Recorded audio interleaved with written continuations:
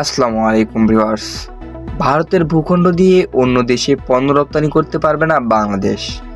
ভারতের ভূখণ্ড ব্যবহার করে বাংলাদেশের বাণিজ্যিক পণ্য নেপাল, ভুটান বা মিয়ানমারে প্রবেশের ক্ষেত্রে দেশটির ঘোষিত ট্রান্সশিপমেন্ট সুবিধা বাতিল করেছে নয়াদিল্লি। গতকাল মঙ্গলবার ভারতের central board of indirect taxes and customs CBIC এ বিষয়ে একটি বিজ্ঞপ্তি জারি করে। আজ বুধবার বিষয়টি উল্লেখ করে প্রতিবেদন প্রকাশ করেছে ভারতীয় গণমাধ্যম দি ইন্ডিয়ান এক্সপ্রেস। 8 এপ্রিল একটি সার্কুলারে সিবিআইসি জানায়, বাংলাদেশের পণ্য ভারতের ভূখণ্ড ব্যবহার করে অন্য দেশে রপ্তানি করার ক্ষেত্রে ভারত সুবিধা দিয়ে 2020 সালে 29 জুন যে সার্কুলার প্রকাশ করেছিল তা বাতিল করা হয়েছে। ওই সার্কুলারে বলা হয়েছিল, বাংলাদেশ থেকে তৃতীয় কোনো দেশে পণ্য রপ্তানির ক্ষেত্রে কন্টেইনার বা ট্রাক প্রবেশের জন্য স্থলবন্দর বা বিমানবন্দরে কাস্টমস স্টেশন সুবিধা পাবে বাংলাদেশ।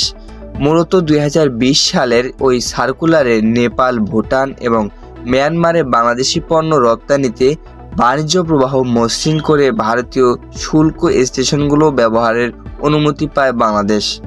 এ প্রসঙ্গে প্রতিবেদনে গত 26 মার্চ থেকে 29 মার্চ বাংলাদেশের অন্তর্বর্তী সরকারের প্রধান উপদেষ্টা অধ্যাপক মোহাম্মদ ইউনূসের 4 দিনের চীন সফরের কথা উল্লেখ করা হয়।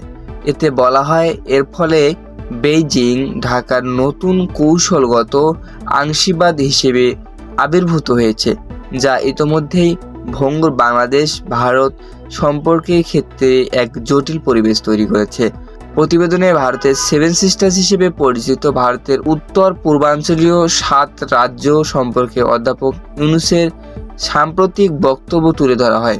সিবিআইসি সার্কুলারে আরও বলা হয়েছে, বাংলাদেশ থেকে যে নিয়ম অনুযায়ী ইতোমধ্যে যেসব ট্রাক বা কন্টেইনার ভারতে প্রবেশ করেছে বা অন্য কোনো দেশে গিয়েছে, সেগুলো আগের নিয়মেই ফিরে আসার অনুমতি দেওয়া হয়েছে।